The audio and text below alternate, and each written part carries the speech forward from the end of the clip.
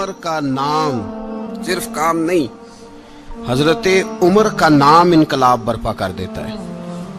حضرت عمر کا نام کفر کے ایوانوں میں جبر، ظلم، شرک کی وادیوں میں جب حضرت عمر کا نام بھی لیا جائے تو بے ایمان کانپنا شروع ہو جاتے۔ حضرت عمر فاروق رضی اللہ تعالی عنہ، حضرت عمر معمولی شخص نہیں، معمولی آدمی نہیں۔ کچھ لوگ صدیوں کے بعد پیدا ہوتے ہیں اور کچھ لوگ ایسے ہوتے ہیں جو ایک ہی بار پیدا ہوتے ہیں، ان جیسا دوسرا پیدا ہوتا ہی نہیں، دوسرا ان طرح کا پیدا ہوتا ہی۔ حضرت عمر رضی اللہ تعالیٰ عنہ جیسی شخصیات پیدا ہی نہیں ہوتی دوبارہ۔ سارے صحابہ در رسالت مآب پہ خود آئے۔ یہ وہ عظیم شخص ہے جسے اللہ کے محبوب نے اللہ سے مانگ کے لیا، کہا اے اللہ یہ مجھے دے دے، اللہ سے مانگ کے لیا ہے۔ اس لیے صوفیاء کہتے ہیں کچھ مرید ہوتے ہیں، کچھ مراد ہوتے ہیں، کچھ مرید ہوتے ہیں، کچھ مراد ہوتے ہیں۔ مرید وہ ہوتا ہے جو چل کے آتا ہے، آ کے مرید ہوتا ہے۔ مراد وہ ہوتا ہے جسے کہا جاتا ہے کہ یہ کبھی میرا بن جائے نا، یہ کبھی آ جائے نا، میرا بن جائے، اس کو مراد کہتے ہیں۔ حضرت عمر مصطفیٰ کریم کی مراد ہیں، حضور کی مراد ہے۔ اللہم اعز الاسلام بے اسلام عمر ابن خطاب، اے اللہ اسلام کو عزت دے دے، میرے عمر کو کلمہ پڑھنے کی توفیق عطا فرما دے۔ اور کیسے دعا مانگی؟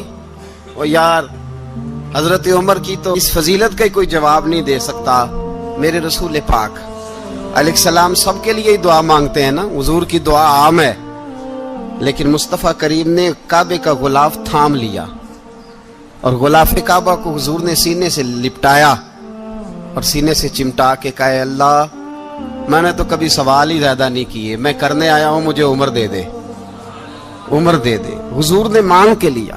اور پھر جب جس کو حضور مانگے اللہ سے کہ حضرت عمر رضی اللہ تعالیٰ عنہ کا آج یوم شہادت ہے، میرا تو دل کرتا تھا کہ فجر سے باتیں شروع ہوں اور سارا دن ہی عمر کی باتیں ہوتی رہیں، سارا دن جناب عمر کی باتیں، سارا دن، اس لیے کہ ذکر جناب عمر کا ہوگا پر راضی اللہ کے رسول ہوں گے صلی اللہ، تو جاگ کے بیٹھے، خوش ہو کے بیٹھے۔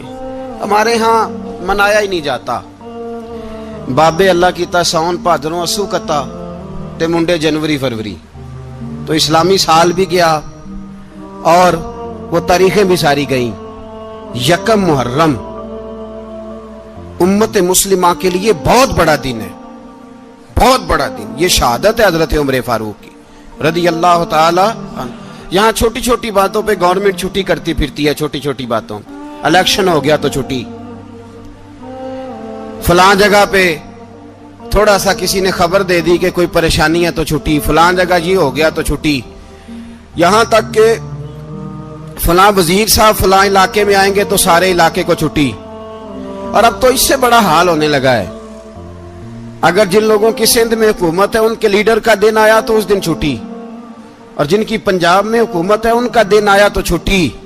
ہمارا مطالبہ ہے حکومت پاکستان سے، اگر سر اٹھا کے جینا چاہتے ہو تو یکم محرم کو چھٹی کیا کرو، اگر سر اٹھا کے جینا چاہتے ہو تو یکم محرم کو چھٹی کرو جناب عمر کے دن، اور ملت کے جوانوں کو بتاؤ کہ اگر عزت کی زندگی جینا چاہتے ہو تو اس طرح جیو جس طرح فاروق اعظم جی کے گئے ہیں، عزت اور وقار کی زندگی۔ جمہوریت حضرت عمر سے سیکھنی پڑے گی، حکومت کرنے کے طریقے حضرت عمر سے، رعایا کو سیکھنا پڑے گا کہ امیر کس طرح بنایا جاتا ہے اور امیر کس طرح کے ہوتے ہیں۔ یہاں لوگ ہمیں یورپ کی مثالیں دیتے ہیں، لوگ یہاں ہمیں آ کر کے امریکہ کی مثالیں، انہیں کیا پتا حکومت کیا ہوتی ہے؟ وہ کہتے ہیں جی وہ سائیکل پہ جاتا ہے ان کا حکمران۔ میں نے کہا وہ سائیکل پہ جاتا ہے؟ میرے عمر فاروق مدینے سے مکے گئے تھے تو پیدل ہی حج کرنے چلے گئے، پیدل ہی۔ اور جناب عمر فاروق رضی اللہ تعالیٰ عنہ عید کی نماز پڑھانے گئے، عید کی نماز عمر خطبہ عید دینے گئے۔ اور اس زمانے میں کون سا غریب ہے جو ننگے پاؤں جاتا ہو؟ کون سا غریب ہے جو مسجد ننگے پاؤں جاتا ہو؟ لوگوں نے تو 3 قسم کی چپلیں رکھی ہوئی ہیں، ایک مسجد جانے کی علیحدہ ہے، گھر پہننے کی علیحدہ ہے، شادی بیاہ پہ جانے کی چپل علیحدہ ہے۔ حضرت عمر فاروق رضی اللہ تعالیٰ عنہ نکلے عید کا خطبہ دینے کے لیے، تو بیوی سے کہنے لگے جوتا، اس نے کہا صاحب اتنی دفعہ ٹوٹا ہے اب گانٹھا نہیں جا سکتا، اتنی دفعہ ٹوٹا ہے کہ اب دوبارہ پیمند نہیں لگ سکتے۔ تو حضرت عمر کہنے لگے چل کوئی حرج نہیں، بغیر جوتے کے ننگے پیر ہی چلتے ہیں، کوئی حرج نہیں۔ تو کہنے لگے لوگ کیا کہیں گے؟ فرمایا چپ کر، لوگ جس دن عمر نے یہ دیکھ لیا نا لوگ اس کے بارے میں کیا کہتے ہیں، اس دن عمر عمر نہیں رہے گا۔ تو کہا پھر آپ کا نظریہ کیا ہے؟ فرمایا میرا نظریہ یہ ہے کہ رب رسول میرے بارے میں کیا کہتے ہیں، لوگوں کا کیا ہے، لوگ کل کسی کے بارے میں کچھ کہتے ہیں اور پرسوں کچھ کہتے ہیں، میرا نظریہ یہ ہے کہ رب رسول میرے بارے میں ننگے پیر عمر جا رہے ہیں۔ کون جی؟ میں بڑا ماڑا۔ اچھا جناب، کیا کیا غربت ہے؟ 10 قسم کے جوڑے لٹکے ہوئے ہیں کمرے میں، اور پہننے کی فرصت نہیں، سویرے کیا پہننا ہے، شام کیا پہننا ہے، 15 سوٹ کٹھے استری ہو کے لانڈری والا بھیج رہا ہے، اور تو غریب ہے، تو بہت بڑا غریب ہے۔ اس لیے کہ غربت پیسوں کی وجہ سے نہیں ہوتی، غربت تو دل کی ہوتی ہے۔ تو واقعی بڑا غریب ہے اور تو غریب ہی رہے گا۔ امیر تو عمر فاروق تھے، عمر فاروق تھے جو ننگے پاؤں چلے گئے عید کی نماز پڑھانے، تو رستے میں جو ملا کہنے لگا عمر جوتا تو پہن لو۔ فرمایا تمہیں عمر کا جوتا نہ پہننے کا نقص تو نظر آیا ہے، کوئی حرج نہیں، اگر عمر کو کبھی بتانا ہوا تو وہ والا نقص بتانا جو عمر کی سیرت میں پیدا ہو، کردار میں پیدا ہو، وہ والا نقص بتانا، یہ چھوڑو جوتے آتے جاتے رہتے۔ ننگے پاؤں گئے، پاؤں دھوئے، نماز پڑھائی، لوٹ آئے۔ او بھائی یہاں تو ہمارا بناؤ سنگار اترنا، جتنی توجہ کپڑوں کی طرف ہے اتنی توجہ کبھی ہماری علم کی طرف ہوتی نا، جتنا ذوق شوق ہمارا بناؤ سنگار کی جانب ہے، اتنا بناؤ سنگار کبھی ہمارا اخلاقیات کی جانب ہوتا تو معاملات بڑی حد تک سنورے ہوئے ہوتے۔ حضرت سیدنا فاروق اعظم رضی اللہ تعالی اپنی زندگی کو ترتیب دیا۔ ایک دن بھی خلافت نہیں مانگی اللہ سے۔ حضرت عوف بن مالک اشجعی ایک صحابی ہیں، حضرت عوف بن مالک رضی اللہ تعالیٰ عنہ فرماتے ہیں کہ جناب ابو بکر صدیق کا زمانہ تھا تو میں نے خواب دیکھا، میں نے خواب میں جناب عمر کو دیکھا، اور میں نے دیکھا کہ کوئی کہنے والا کہہ رہا ہے کہ عمر وہ ہے کہ اللہ کے رستے میں کوئی اسے جتنا مرضی برا بھلا کہے یہ پرواہ نہیں کرتا۔ کس کے رستے میں؟ بولے سارے۔ اس کا مطلب ہے اللہ کے رستے میں لوگ برا بھلا بھی، قرآن مجید نے کہا وَلَا يَخَافُونَ لَوْمَةَ لَائِمٍ، کچھ لوگ ایسے ہیں جو برا بھلا کہنے والوں کی پرواہ نہیں کرتے۔ آپ یقین کریں اگر پرواہ شروع ہو جائے نا تو دین کا کام ختم ہو جائے، نہ کوئی تقریر کرے، نہ کوئی تدریس کرے، نہ کوئی پیری مریدی کرے، ختم ہو جائے اگر باتوں کی پرواہ ہو۔ لیکن وہ پرواہ، حضرت عوف بن مالک اشجعی کہتے ہیں میں نے خواب میں دیکھا کہ عمر وہ ہے جو کسی کی پرواہ، اور دوسری بات میں نے یہ دیکھی کہ عمر خلیفہ بنے گا، اور تیسری بات میں نے خواب میں یہ دیکھی کہ عمر شہید بھی کیا جائے گا، عمر شہید بھی ہوگا۔ یہ میں نے 3 باتیں خواب میں دیکھی۔ فرماتے ہیں میں نے آ کے خواب حضرت ابو بکر صدیق کو سنائی، وہ خلیفہ تھے، وہ کہنے لگے ٹھہر جا میں عمر کو بلاتا ہوں، اس کے سامنے دوبارہ سنانا، اس کے سامنے۔ فرماتے ہیں میں نے بلایا حضرت عمر فاروق کو، آ کے بیٹھے، خواب شروع ہوا کہ ایک بات تو میں نے یہ دیکھی کہ آپ ملامت کرنے والے کی پرواہ نہیں کرتے، دوسرا آپ خلیفہ بنے گے۔ جناب عمر کہنے لگے چپ کر، ابو بکر کے سامنے ہی کہہ رہا ہے، چپ کر، خلیفہ کے سامنے ہی کہہ رہا ہے۔ تو حضرت ابو بکر صدیق کہنے لگے عمر اسے کہنے دو، مجھے لگتا ہے رب کی رضا یہی ہے کہ میرے بعد اگر مصطفیٰ کا منبر ملے تو عمر کو ملے، اسے کہنے دو۔ یار یہاں تو لوگ ڈینگے مارتے ہیں، یہاں تو لوگ دعوے کرتے ہیں میرے سامنے فلانے کو بھی بٹھاؤ، فلانے کو بھی بٹھاؤ، اس کو کیا پتا، اس کو کیا پتا، یہ تو بڑکے مارنے کا دور ہے۔ حضرت عمر رضی اللہ تعالیٰ عنہ کو تیسری بات کہی، حضرت عوف بن مالک نے کہا آپ شہید کیے جائیں گے، میں نے خواب دیکھی ہے۔ نیک لوگوں کے خواب بڑی حد تک سچے ہوتے ہیں، کہا میں نے خواب دیکھی ہے۔ تو حضرت عمر کہنے لگے شہید تو دلیر لوگ ہوتے ہیں، شہید تو دلیر، جسے سارا زمانہ دلیر کہہ رہا ہے وہ اپنے بارے میں کیا کہہ رہے ہیں؟ کہتے ہیں شہید تو دلیر، میں تو کاہل سا آدمی ہوں، سست آدمی ہوں، میں تو اتنا کام ہی نہیں کرتا، تو یہ خواب تو نے جو دیکھا ہے نا फिर से देखना। तो अबू बकर सिद्दीक फरमाने लगे आजिज़ी ना कर, इनकिसारी ना कर, तो जो कह रहा है ठीक कह रहा है, लेकिन मुझे सुन के शुक्र भी हुआ है और अफसोस भी हुआ है। अफसोस इस बात का कि तेरे जैसा बतले अजीम चला जाएगा, और शुक्र इस बात का कि रब तुझे जिंदगी भी एजाज वाली देगा, और शहादत की मौत दे के अल्लाह तुझे मौत भी इज्जत वाली अता फरमाएगा। अल्लाह मौत भी तुझे इज्जत वाली देगा, तुझे काहिलों जैसी मौत अल्लाह। हजरत फारूक आजम रदी अल्लाह, ओ भाई यहां तो इस जमाने का सबसे बड़ा मसला प्रोटोकॉल है। लोगों को पता होता है कामिल पीर है, कामिल मुर्शिद है, लोग नहीं जाते। मैं किसी का मुरीद हो जाऊं, मेरा प्रोटोकॉल किधर गया? पता होता है ये कामिल उस्ताद है, मैं इसके पास बैठूंगा तो मेरी तरबियत करेगा, लेकिन लोग शागिर्द नहीं बनते। मैं किधर गई? ये जो प्रोटोकॉल की मुसीबत है ना, इसने बड़े बड़े लोग जीरो कर दिए, बड़े बड़े लोग। और ये मत समझे कि आपका वजीर आजम प्रोटोकॉल लेता है या आपका सदर प्रोटोकॉल, वुज़ारा, ऐसी कोई बात नहीं। हम छोटे तबके से लेकर बड़े सारे प्रोटोकॉल के कायल हैं। हमारा तो दामाद भी कहता है कि मुझे पूछा नहीं मैं तुम्हारे घर क्यों आऊं। हमारा तो भाई हर शख्स ऐलान करता है प्रोटोकॉल का, फलाने ने इज्जत नहीं दी तो वापस आ जाओ, फलाने ने सलूट नहीं किया तो वापस आ जाओ। लोग जहां सलूट करना चाहिए वहां भी सलूट कराने के कायल हैं। पर हजरत उमर रदी अल्लाह ताला, हजरत उमर की सादगी और फिर जनाबे उमर की आजिज़ी, जब इंसान अपने ऊपर सवार कर लेता है ना, सवार कर लेता है, मैं बदकार पुराना खादम किसे दर मिली नी टोई, इते वासफ यार ने नजर जो की थी ते वासफ वासफ ही। मैं अक्सर सोचता हूँ, हुजूर ने जहां भी कहा ना, फरमाया मेरे बाद नबी होते तो खताब के बेटे उमर होते। हुजूर ने फरमाया उमर जिस रास्ते से जाता है शैतान वो रास्ता बदल जाता है। नबी पाक सल्लल्लाहु अलैहि वसल्लम ने फरमाया मेरा उमर वो है कि इसकी जुबान पर हक जारी है। हुजूर अलैहिस्सलाम ने फरमाया 950 साल हजरत जिब्रील मेरे उमर की शान बयान करें तो इनकी अजमत खत्म नहीं होती। 950 साल जिब्रील अजमत बयान करे तो खत्म नहीं होती। ये बात है हजरत उमर की। और फरमाया उमर अबू बकर की नेकियों में से एक नेकी है, ये शान है अब उमर फारूक रदी अल्लाह ताला अन्हु की। हुजूर ने फरमाया मेरे बाद नबी होते तो उमर होते, जिस गली से उमर आए शैतान रास्ता बदल जाए। मेरे उमर फारूक की शान 950 साल बयान हो तो खत्म ना हो। उमर की जुबान पर अल्लाह हक बयान करता है, जो उमर कहता है वही रब कर देता है। हुजूर सारी जिंदगी फजीलतें बयान करते रहे, उमर जवाब में क्या कहते हैं?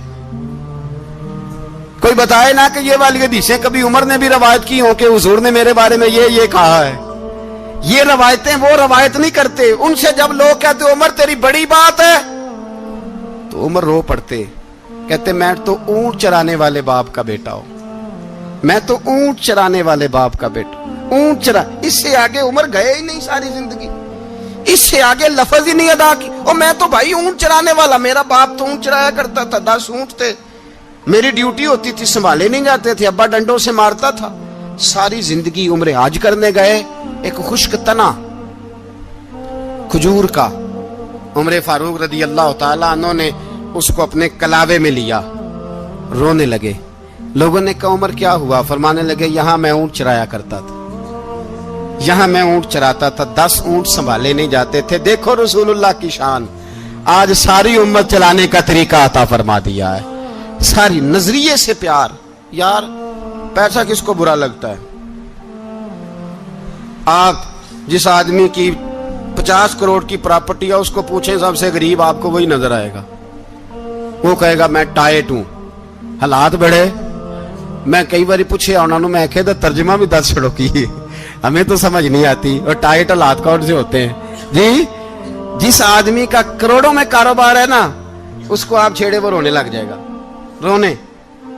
तो कई मैंने ऐसे देखे हैं किराए का मकान है, उनसे पूछे साहब क्या हाल है, तो कहते हैं जितनी अल्लाह ने शान वाली जिंदगी हमें अता की है किसी को नहीं दी हुई। इसका मतलब है खुशी भी यही है और गम भी यही है। अंदर से खुशी है, अंदर से ही। तूने अगर राजी रहना है तो इधर से रहना है, नाराज रहना है तो बस अपने आप को खुश रखेगा तो हो जाएगा। सारे सहाबा मिल के आए, कहने लगे उमर फारूक से कहना है नबी पाक के जमाने में तो जाहिरन गुर्बत थी, अबू बकर के दौर में भी गुर्बत थी, अब तो बड़ा माल है।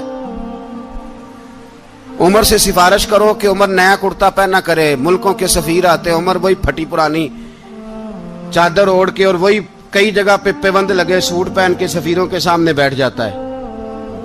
عمر کو مشورہ دو. طے ہو گئی بات.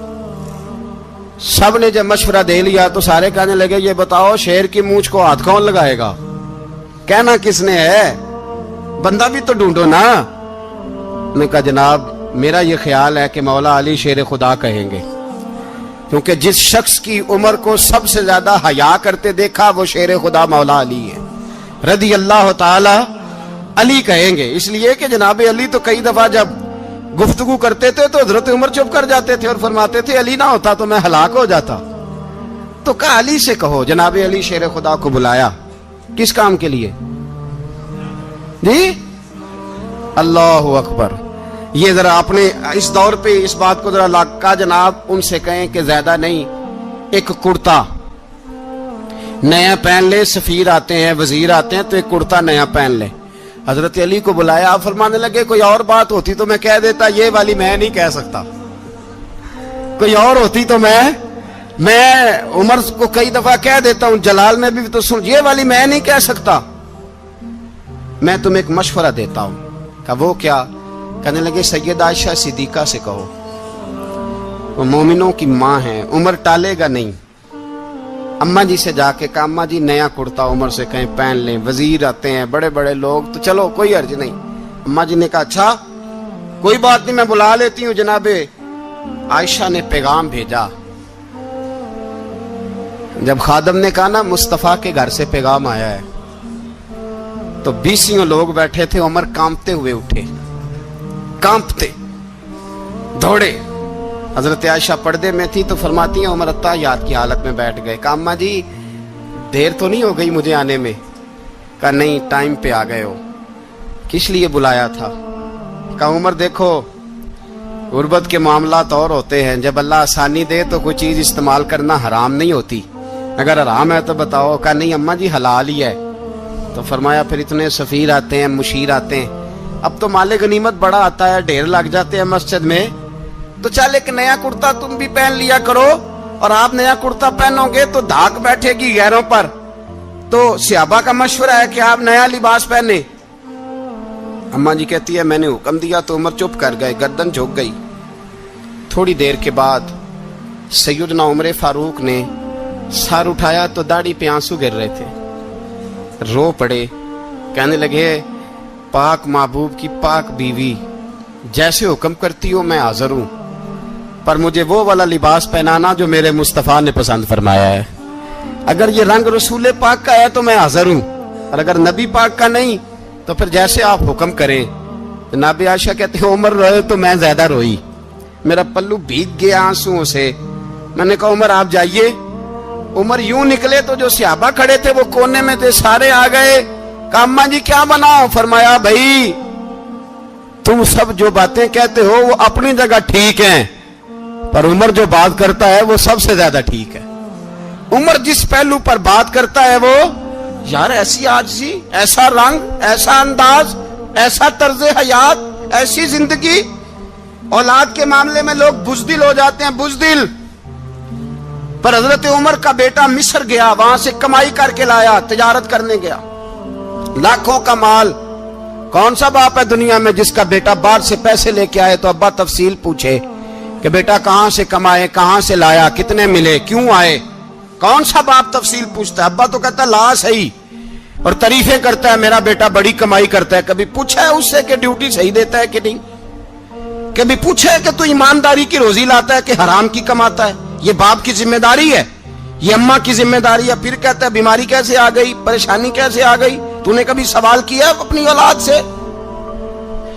حضرت عمر فاروق رضی اللہ تعالیٰ عنہ کا بیٹا مصر سے پیسے کما کے لایا تو جناب عمر نے بلایا, فرمایا بیٹے اتنی تو تیرے پاس راس ہی نہیں تھی, تھوڑے سے تو پیسے لے کے گیا تھا, اتنی کمائی کیسے ہو گئی؟ اتنے تو پیسے نہیں تھے صاحب, کہاں سے کمائی لائے؟ اس نے کہا ابا جی وہ جو میرے چچا ہے نا مصر کے گورنر, آپ کے دوست, انہوں نے میری مدد کی ہے. فرمایا جتنے لوگ گئے تھے سب کی ہے مدد اس نے؟ کہا نہیں صرف میری کی. فرمایا تیری کیوں کی؟ تیری کیوں کی؟ کہا حضور آپ کے دوست ہیں. فرمایا چپ کر. حضور انہوں نے مجھے اتنے پیسے دیے, میں نے کاروبار میں ڈالے تو نفع آیا تو میں ان کی رقم دے کے. فرمایا خاموش ہو جا. باقی جتنے لوگ گئے تھے سب کی مدد کی اس نے؟ کہا نہیں حضور صرف میری کی. فرمایا اس نے تیری مدد نہیں کی, اس نے خلیفہ کے بیٹے کی مدد کی, اس لیے کہ وہ خلیفہ کو اپنے حق میں نرم کر سکے. فرمایا آدھا مال تیرا ہے, آدھا مال غنیمت کا ہے, مال خزانہ کا ہے, مسلمانوں کا ہے. اس لیے کہ تو جو وہاں سے مال کما کے لایا ہے وہ اپنے باپ کے خلیفہ ہونے کی وجہ سے کما کے لایا ہے, لہذا رکھ ادھر. یہاں کہتے ہیں کدھر سے آیا, کیسے آیا, کون سا حساب دیں, کیا کریں. او بھائی حضرت عمر رضی اللہ تعالیٰ عنہ کا اپنی اولاد کے بارے میں یہ رنگ ہے. ایک جنگ سے نا خوشبو آئی, خوشبو بڑی مہنگی ہوتی تھی, عرب میں خوشبو آج بھی بڑی مہنگی ہے, وہ زیادہ استعمال کرتے ہیں. میری باتوں کی سمجھ آ رہی ہے میرے بھائی؟ بڑی مہنگی خوشبو تھی. جب وہ خوشبو آئی تو حضرت عمر نے کہا, گھر میں پہلے پہنچی حضرت عمر کے, چونکہ زیادہ عورتیں استعمال کرتی تھی گھر کے اندر خوشبو, مرد بھی لگاتے تھے. حضرت عمر نے اپنی بیوی سے کہا, آپ کی زوجہ تو تھی وہ بڑی خوشبو کو پسند کرتی تھی. حضرت عمر نے اپنی زوجہ سے کہا کہ خوشبو لاؤ, میں نے ایک عورت کی ڈیوٹی لگائی ہے, وہ خوشبو تول کے نا تو حصہ برابر صحابہ میں بانٹ دے گی. تو آپ کی زوجہ کہنے لگی کسی بی بی کی ڈیوٹی لگانے کی کیا ضرورت تھی, میں جو موجود تھی میں بانٹ دیتی ہوں تول کے حصہ برابر. آپ نے فرمایا نہیں تو رہنے دے, وہ فلانی بی بی بانٹے گی. کہا حضور میں نے بھی بانٹنی ہے, میرے پہ کچھ حق ہے؟ آپ نے فرمایا نہیں, تو تفصیل نہ پوچھ, تو خوشبو دے دے, کوئی اور بانٹے گی. خاتون خانہ تھی نا, کہنے لگی نہیں مجھے بھی آج آپ کو بتانا ہی پڑے گا کہ کوئی جو بانٹ سکتی ہے تو میں کیوں نہیں بانٹ سکتی. زوجہ کہتی عمر نے بات کی تو میری چیخیں نکل گئی. حضرت عمر فرمانے لگے جب تو خوشبو بانٹے گی نا تیرے ہاتھوں کو بھی لگے گی, تیرے دوپٹوں کو بھی لگ جائے گی. اگر رب کریم نے مجھ سے سوال پوچھا کہ عمر خوشبو تو مسلمانوں کی تھی, تیری بیوی کے دوپٹے کو کیوں لگ گئی, تو میں اللہ کے حضور کیا جواب دوں گا؟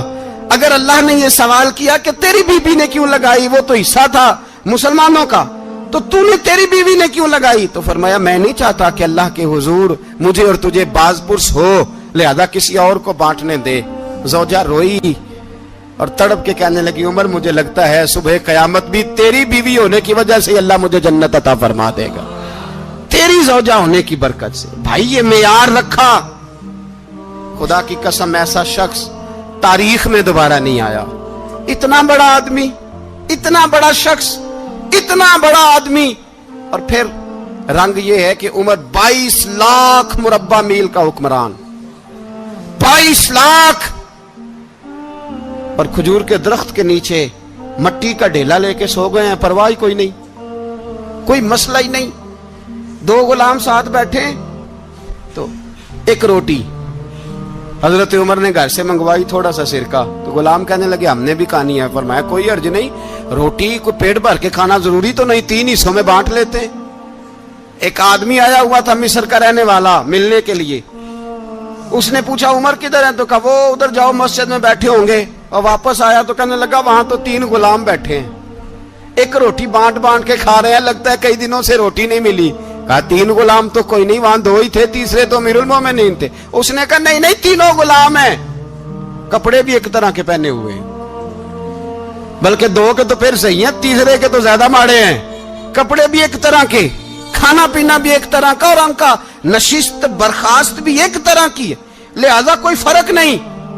حضرت ابو ہریرہ کہتے ہیں میں لے کے آیا, اور جناب عمر کو جب میں نے کچی زمین میں تامت سمیٹ بیٹھے دیکھا تو میں رو پڑا. میں نے اس مصر سے آنے والے کو کہا تو اس کے جلوے دیکھ, اگر اس کی ذات میں اتنا حسن ہے تو محمد عربی کا مقام کیا ہوگا. یہ مقام غور ہے, مقام غور. 10 محرم کو لوگ دیگے پکائیں گے نا, نہیں پکانی ہے, کوئی بول دے نہیں, ہاں نہ نہیں کر دے, پروگرام بدلیا تو نہیں دی عید کی کہ وہی کام شروع ہوا ہے لاسٹ ٹائٹ ہونے والا. کیوں جی پکڑی ہے نا دیکھیں 10 محرم کو انشاءاللہ تعالی, ہم بھی پکائیں گے انشاءاللہ, یہاں بھی پروگرام ہوگا. تو 10 محرم کو جو دیگ پکنی ہے تو ایسا نہیں ہو سکتا کہ 1 محرم کو حضرت عمر کے نام کی بھی کوئی پک جائے. اگر امام حسن حسین کے نام کی دیگیں پکے تو جو امام حسن حسین کے سے پیار کرنے والے ہیں, جو امام حسن حسین سے ہم لوگوں نے بھی عجیب رٹا اپنایا ہے نا, ہم لوگ بات کا ایک پہلو دیکھتے ہیں، دوسرا نہیں دیکھتے۔ حضرت امام حسن اور حسین کو بھی نبی پاک نے شہید کہا، اور جناب عمر کو بھی رسول اللہ نے خود شہید فرمایا۔ فرمایا شہید ہے، خود فرمایا اپنی زبان سے کہ یہ شہید ہے، خود میرا عمر شہید ہے۔ تو ان کے نام کی دیگ نہیں پکنی چاہیے، اس طرف نہیں ہماری توجہ ہونی چاہیے۔ اور اہل بیت نبو، یہ بات میں پہلے بھی کرتا ہوں، آج پھر کرنا ضروری سمجھتا ہوں۔ اہل بیت کا پیار، سن لو کان کھول کے، اہل بیت کا پیار اگر ہمیں کسی نے سکھایا ہے تو سیدنا عمر فاروق نے سکھایا ہے۔ اہل بیت نبوت کی محبت اگر کسی نے سکھائی ہے تو کس نے سکھائی ہے؟ بول کے بتائیے۔ حضرت عمر نے۔ اہل بیت کا پیار ہمیں حضرت عمر نے بول کر کے سکھایا ہے۔ بھائی یاد رکھیں، کسی کی طاقت نہیں تھی دم مارنے کی حضرت عمر کے سامنے، طاقت ہی نہیں تھی۔ کیسر و کسرا کانپ جاتے تھے، جرأت ہی نہیں کرتے تھے حضرت۔ اور ہمارے تو تعلقات بڑے ہیں نا غیروں سے۔ حضرت ابو موسیٰ اشعری رضی اللہ تعالیٰ عنہ فرماتے ہیں میرا منشی سائی تھا، وہ کاتب کہتے تھے وہ لوگ، میرا حساب کتاب عیسائی تھا۔ تو فرماتے ہیں ایک دن میں نے وہ سارا حساب کتاب لین دین کے حضرت عمر کو دکھائے تو فرمانے لگے جس نے لکھے ہیں اس کو بلاؤ۔ کہنے لگے ضرور مسجد نہیں آ سکتا۔ کیوں نہیں آ سکتا؟ کہنے لگے وہ عیسائی ہے۔ کہتے ہیں حضرت عمر جلال میں آ گئے۔ آپ فرمانے لگے جنہیں رب دور کرتا ہے تم کیوں قریب کرتے ہو؟ جنہیں اللہ دور کرتا ہے۔ فرمایا تم غیروں کو اگر عہدے دو گے تو اپنوں کا کیا بنے گا؟ اگر تم غیروں کو عہدے دو گے تو اپنوں کا۔ یہ سوچ ہے جو آج برما کے مسلمانوں کے لیے بھی ضروری ہے۔ کہا اگر تم غیروں کو عہدے دو گے تو اپنوں کا۔ ہم نے غیروں کو عہدے دیے تو دیکھا نا اپنے کس طرح کاٹے جا رہے ہیں۔ غیروں کو جو عہدے دے دیے جرانے سارے غیروں سے، روز دعویٰ ہوتا ہے چین ہمارا سجن ہے، چین ہمارا دوست ہے۔ او بھائی دوست ہے تو اس سے کہو نا کہ برما تو تمہاری ایک چھوٹی سی ریاست ہے، چین کے بغیر تو وہ سانس بھی نہیں لے سکتا۔ اس کو کہو نا اس حکومت پہ دباؤ ڈالے۔ لیکن ہم لوگوں نے غیروں کو عہدے دیے تو اپنے پس گئے۔ حضرت عمر کہتے تھے ذمی کا ہم ادب کریں گے، ذمی کافر کا ہم، ایسا کافر جو مسلمان ریاست کو قبول کرے، بدامنی نہ پھیلائے۔ ایک آدمی کو آپ نے دیکھا آنکھوں سے نابینا ہے اور بھیک مانگ رہا ہے، تو حضرت عمر کو نظر آ گیا۔ فرمایا کون ہو؟ اس نے کہا میں یہودی ہوں۔ فرمایا بھیک کیوں مانگتے ہو؟ کہا جب تک تندرست تھا مسلمانوں کو جزیہ دیتا تھا، بوڑھا ہو گیا ہوں کیا کروں؟ حضرت عمر نے گھوڑے کی پشت پہ بٹھایا، کافر کو گھوڑے کی پشت پہ بٹھایا اور بٹھا کے مدینے لائے۔ حضرت علی شیر خدا وزیر خزانہ تھے۔ فرمایا علی اس کا وظیفہ جاری کرو۔ کہا یہ کون ہے؟ فرمایا یہ یہودی ہے لیکن یہ ہمیں جزیہ دیتا رہا، بوڑھا ہو گیا بیچارہ، بھیک مانگنے پہ مجبور ہے، ہماری حکومت کے اندر رہتا ہے، اس کا پورا وظیفہ جتنا خرچہ اتنا وظیفہ لگاؤ۔ حضرت علی کہتے ہیں میں وظیفہ لگا رہا تھا اور وہ میرے نبی کا کلمہ پڑھ رہا تھا، وہ رسول اللہ کا کلمہ پڑھ رہا تھا۔ یہ مزاج، یہ نہیں کہ کافر۔ حضرت عمر نے گورنروں کو خط لکھے تھے کہ زبردستی کسی کو مسلمان نہیں کرنا، جہاں ان کی عبادت گاہیں بنی ہو گرانی نہیں، کوئی مندر کوئی گرجا ضائع نہیں کرنا۔ اسلام سب کو جینے کا موقع دیتا ہے، پر بے ایمانو ظالموں بدذاتوں تمہیں یہ کہتا ہے کہ ہم تمہیں جینے کا موقع دیتے، تم بھی مسلمانوں کو جینے کا موقع دو۔ یہ جہاں بستے ہیں جہاں رہتے ہیں انہیں وہاں جینے کا موقع دو، انہیں بھی اللہ اکبر کہنے کا موقع دو، انہیں بھی قرآن پڑھنے کا موقع دو، انہیں بھی رسول اللہ پر درود پڑھنے کا موقع دو۔ ہمارے ملک میں عیسائی اپنی مرضی سے کھلے عام تبلیغ کرتے ہیں، یہاں تو چینل چلائے ہیں عیسائیوں نے۔ کسی مذہبی جماعت نے کبھی جلوس نکالا ہے کہ عیسائیوں کا چینل بند کرو؟ بولے نکلا ہے کہ نہیں نکلا؟ کتنے ظلم کی بات ہے۔ ہم جب غیر کو اتنا تحفظ دیتے ہیں، اتنا تحفظ دیتے ہیں، ہم نے دیکھا ہے مجھے بیسیوں لوگوں نے عید پہ ٹیلی فون کیے کہ عیسائیوں کو قربانی کا گوشت دے لیں، مجبور ہیں جی، دروازے پہ آ گئے ہیں، ہمارے کام کاج کرتے ہیں۔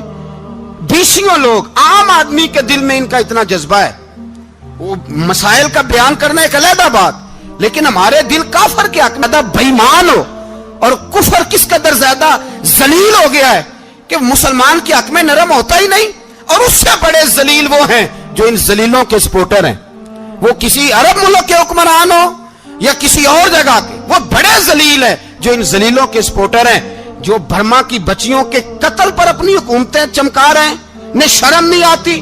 اس قدر مسلمان تڑپا ہے لیکن ان بے غیرتوں کو ذرا ہوش نہیں آئی، اور یہ ان کے کماش، ان کے دلال جو ہر جگہ ان کی سپورٹ کر کے اپنی حکومتیں قائم کرتے ہیں، بے ایمانوں کو پتہ نہیں کہ کب ان پر اللہ کا عذاب اترے گا اور کس طرح ان کے پرخشے اڑیں گے. تمہیں اپنی ذلت اور رسوائی نظر نہیں آ رہی کہ زمین کس طرح تمہارے لیے تنگ ہو گئی ہے؟ اس سے زیادہ اور تمہاری رسوائی کیا ہوگی؟ ڈرو اللہ سے. اور یہ تو دنیا کا عذاب ہے. ان بطش ربک لشدید. میرا رب کہتا ہے قیامت تو قائم ہونے دے. جتنا سخت تیرے رب کی پکڑ ہے اتنی کسی دوسرے کی ہو سکتی. یاد رکھیں اور تھوڑا احتیاط کریں ہم سب لوگ بھی، جو ہم لوگ آدھی زبان بول کے بھی ان کی سپورٹ کرتے. اب شرم آنی چاہیے ہمیں ان حکومتوں کی سپورٹ کرتے جو مسلمانوں کی لاشوں کے اوپر حکومتیں قائم کرتے ہیں. شرم آنی چاہیے. بہرحال بات دور نکل جائے گی اور میں اپنے مضمون پہ رہتا ہوں. اہل بیت کا پیار اگر سکھایا ہے تو جناب عمر نے سکھایا ہے رضی اللہ تعالی عنہ. امام حسن ملنے، آپ یقین کریں میں جب اس واقعہ کو پڑھتا ہوں تو میرا دل جھوم جاتا ہے. میں کہتا ہوں یار ڈاڈا ہونا اپنی جگہ پہ، عشق ہونا اپنی جگہ پہ، انسان کا باوقار ہونا اپنی جگہ. جہاں کھڑے ہونا تھا وہاں یہ کھڑے ہوتے تھے اور جہاں جھکنا تھا وہاں یہ ان لوگوں میں اقبال نے کہا تھا تیری نگاہ ناز سے دونوں مراد پا گئے. عقلے کی یاب و جستجو، عشق حضور و اضطراب. جہاں اگر آیا ہے سامنے کیسر و کسرا تو عمر جیسا دلیر کوئی نہیں. اگر سامنے آیا ایران کا بادشاہ تو عمر جیسا تگڑا کوئی نہیں. اگر آیا ہے سامنے غسان کا بادشاہ تو عمر جیسا عادل کوئی نہیں. لیکن اگر علی کا بیٹا آیا ہے، اگر فاطمہ کے لال پارے آئے ہیں تو پھر فاروق اعظم سے جیسا محب کوئی نہیں، پھر ان سے جیسا پیار کرنے والا کوئی نہیں. اندر بیٹھے ہیں جناب عمر، اندر تنہائی میں کچھ وزیروں سے گفتگو ہو رہی ہے، میٹنگیں جاری ہیں. آپ کے بیٹے ملنے آئے جناب عبداللہ ابن عمر. ابا جی ملنا ہے. بات ٹھہرو، بات کر رہا ہوں، کوئی نہ اندر آئے. صاحب زیادہ باہر کھڑا ہے. تھوڑی دیر گزری تو امام حسن بھی آ گئے. کون آئے؟ آپ کو جو ملے گا امام صاحب کا نام لینے سے، وہ سردار ہیں جنتیوں. کون آئے؟ سارے بولیے. امام حسن تیری نسل پاک میں ہے بچہ بچہ نور کا، تو ہے نے نور تیرا سب گھرانہ. امام حسن آئے تو حضرت عبداللہ ابن عمر کو دروازے پہ کھڑے دیکھا. کہا امیر المومنین کہاں ہیں؟ کہنے لگے حضرت عمر کے بیٹے. کہنے لگے وہ اندر بیٹھے، کچھ میٹنگ ہو رہی ہے اور انہوں نے کہا کوئی اندر نہ آئے، لیکن آپ جانا چاہیں تو چلے جائیں.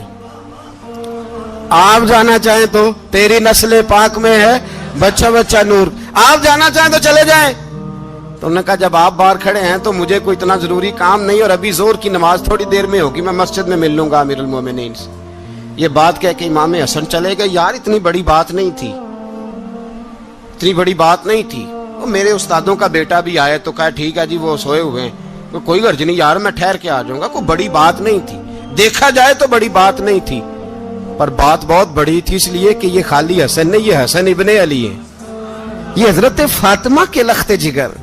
حضرت عمر باہر نکلے. عبداللہ ابن عمر سے پوچھا کوئی آیا تو نہیں؟ تو کہا حضور امام حسن آئے تھے.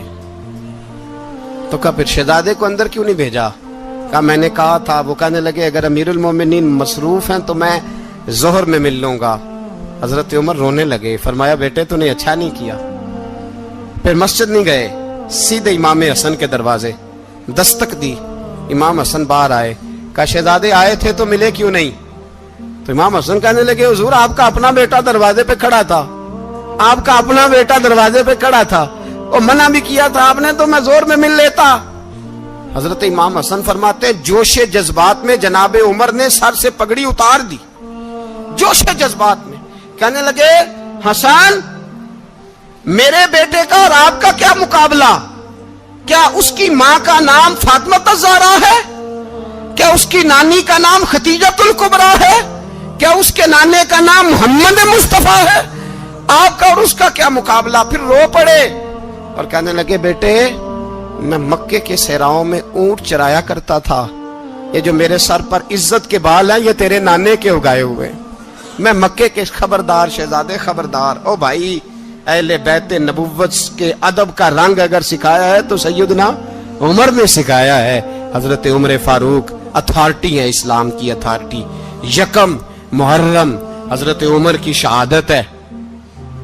یہودی بول اٹھا، کافر بول اٹھا. اگر 6 مہینے عمر دنیا میں اور رہتے تو دنیا میں کوئی کافر موجود نہ ہوتا. 6 مہینے. اور جب اس بطل جلیل کا جنازہ اٹھا, اللہ بخاری پڑھیے نا, اللہم ارزقنا شہادتن فی سبیلک, اللہ بسترے کی موت نہ دینا, شہادت کی دینا. عمر شہید ہوئے, مسجد نبوی میں نماز پڑھاتے, اور جب جنازہ اٹھا تو مدینے کا پھر پیچھے جو دلیر بچے وہ مولا علی تھے. مولا علی, جناب عمر کا جنازہ اٹھا تو سب سے پہلی ہائے جو نکلی وہ حضرت علی کی زبان سے نکلی, اور حضرت علی ساری داڑھی آنسوؤں سے بھر گئی. لوگوں نے کہا کہ علی کیا ہوا؟ فرمانے لگے تم دیکھ نہیں رہے جنازہ کس کا اٹھا ہے, پلٹ کے دیکھو تو صحیح, تم پتہ نہیں یہ کون گیا ہے. کہ حضور کیا ہوا؟ آپ فرمانے لگے عمر اس طرح کے کام کر کے گیا ہے, اب ان کے رستوں پہ کون چلے گا؟ کون اس کے جگر راہ وفا میں؟ میں نقش ایسے چھوڑ آیا ہوں, میں جس منزل سے گزرا ہوں وہ اب تک یاد کرتی ہے. حضرت علی حضرت عمر کے جنازے پہ کھڑے ہو کے کہتے ہیں اللہ مجھے اس طرح کے عمل کرنے کی توفیق دے جس طرح کی عمر کر کے گیا. میرے بھائی, بطل عزیز, بطل حریت حضرت عمر رضی اللہ تعالیٰ عنہ, جو اپنی زندگی انقلاب والی گزار کے گئے. عمر جب دنیا سے گئے تو 80 دینار کا قرضہ تھا, 22 لاکھ مربع میل کا حکمران. اور اپنے بیٹے سے کہنے لگے بیٹے کوشش کرنا تیرے خاندان والے مل کے میرا قرضہ اتار دے, میری قبر پہ بوجھ نہ رہے, اور اگر خاندان والے مدد نہ کریں تو میرے دوستوں سے بات کرنا, وہ مدد نہ کریں تو پھر علی سے بات کرنا. ان کا پیار آپس میں اتنا, اور تو اختلاف ثابت کر رہا. 80 دینار کا قرضہ چھوڑ کر حضرت عمر دنیا سے گئے, اور جاتی دفعہ کہہ گئے میرے بعد میرے بچوں کو حکومت کے مشورے میں بھی شامل نہ کرنا, حکومت کے مشورے میں بھی میری اولاد شامل نہ ہو. اتنا بڑا شخص اتنا بڑا رنگ دے کے 1 محرم کو جب عمر فاروق کا وصال ہوا تو بیٹے سے کہنے لگے اماں عائشہ سے جا کے کہو میرا بھی نبی پاک کے روزے میں دفن ہونے کو دل کرتا ہے. ایک قبر کی جگہ ہے اماں جی نے اپنے لیے رکھی ہے, بخاری ہے بخاری. حضرت عائشہ کے پاس صاحبزادے گئے, کہنے لگے اماں جی عمر کو زخم لگ گیا ہے, حالت بڑی پریشانی والی ہے. وہ کہتے ہیں اگر اماں اجازت دیں. سید عائشہ رو پڑی, فرمانے لگی کہ وہ اپنی قبر کی جگہ تو نہیں نہ کسی کو دیتا, پر عمر نے کمال ہی بڑا کیا. اسے کہو جاؤ گنبد خضرا میں قیامت تک جو مصطفیٰ پہ اور ابو بکر پہ سلام پڑے گا وہ تجھ پہ بھی سلام پڑھ کے جائے گا, جاؤ میں نے جگہ دی.